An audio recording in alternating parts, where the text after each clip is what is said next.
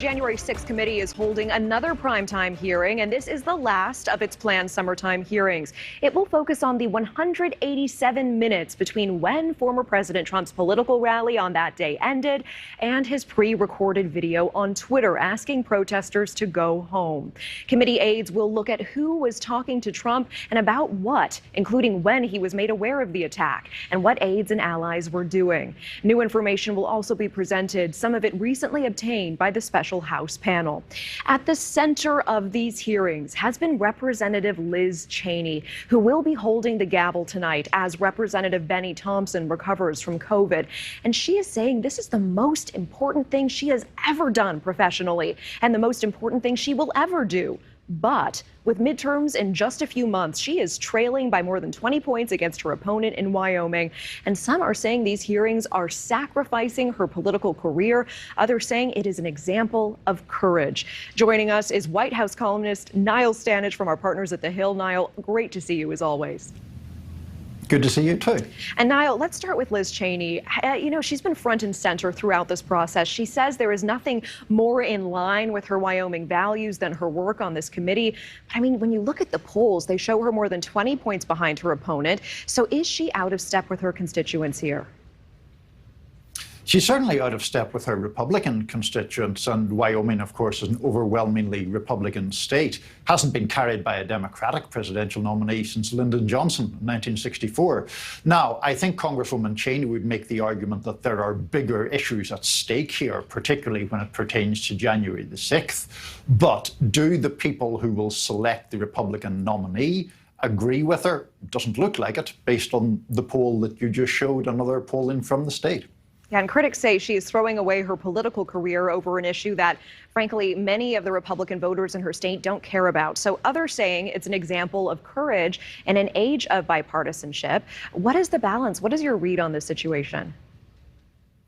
I think Liz Cheney is genuinely appalled by what happened on January the 6th. I don't think she has suddenly transformed herself into a liberal. The Congresswoman is quite ardently conservative. She just has very vehement opposition to what happened in January the 6th, when approximately 150 law enforcement officers were injured, more than 800 people have been charged. It was an attempt to overthrow an election, and had it been successful, it would have destroyed the peaceful transfer of power in this country. I think that's where she focuses on. That isn't how Republican voters in her state, for the most part, see things. And it looks like if she is to win another term, she's going to be reliant upon independent voters voting in the primary, and maybe even some Democrats changing their party registration on the day in order to back her, because it doesn't seem like she has backing from Republicans. What is the likelihood, truly, of something like that happening?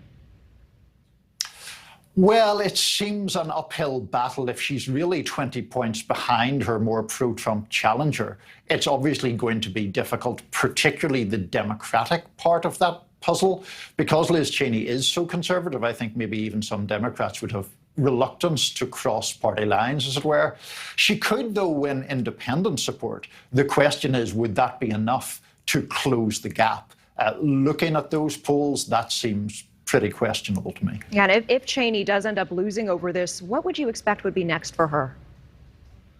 So there's been some talk about a presidential bid, but it's very difficult to see her, if she runs as a Republican, getting any traction right now. I'm sure she could easily get a book deal if she wanted. She could easily get a job in the private sector if she wanted.